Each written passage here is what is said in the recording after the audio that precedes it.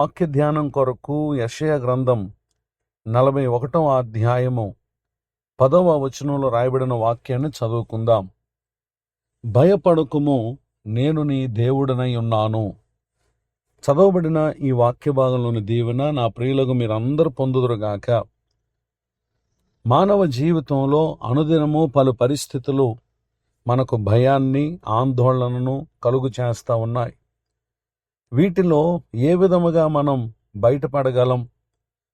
ఆ కారణాన్ని బట్టి ప్రభువారు ఈ దినాన మనతో అంటున్నారు, నేను నీ దేవుణ్ణి ఉన్నాను, నీవు నా యందు విశ్వాసముంచి ఉన్నావు కనుక నీవు భయపడకము అని ప్రభువారు వాగ్దానం చేస్తూ ఉన్నారు.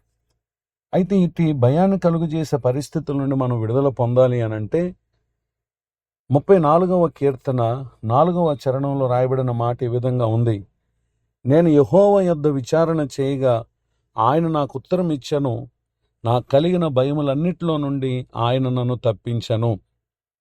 చదవబడినటువంటి ఈ వాక్య భాగంలో తన జీవితమందు భయమును ఎదుర్కొనినటువంటి భక్తుడైన దావీదు గారు తన భయములన్నీ అనగా ఎన్నెన్ని రకాలుగా తనను భయపెట్టే పరిస్థితులు వచ్చినా వాటన్నిటి నుంచి అతడు విడుదల పొందటానికి గల కారణం ఏంటంటే ప్రభువునొద్ద విచారణ చేయుట. ఈ మాటలు వింటున్నటువంటి నా ప్రియ సహోదరి సహోదరులు, మీరును దేవునికి మొరపెట్టండి.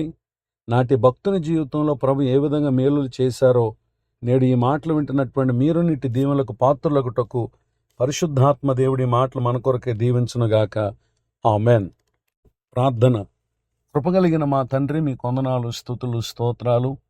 నేడు విన్న ఈ మాటల ద్వారా మా ప్రియులు ఏ ఏ పరిస్థితులను బట్టి భయంలో ఉన్నారో నిశ్చయముగా వారికి యేసు క్రీస్తు నామమున విన్న వాక్యం ద్వారా విడుదల కలుగునుగాక. కృంగిన వారిని లేవనెత్తండి, దుఃఖితులను ఆదరించండి.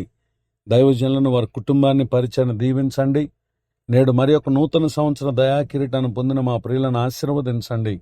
నేటి తన దీవెనలు సమస్త విషయాలు అనుగ్రహించి మేలు కలుగు చేయమని యేసు క్రీస్తు నామములో ప్రార్థిస్తున్నాను తండ్రి. ఆమెన్. తండ్రి, కుమార, పరిశుద్ధాత్మ దేవుడు తోడు నడిపించునుగాక. ఆమెన్.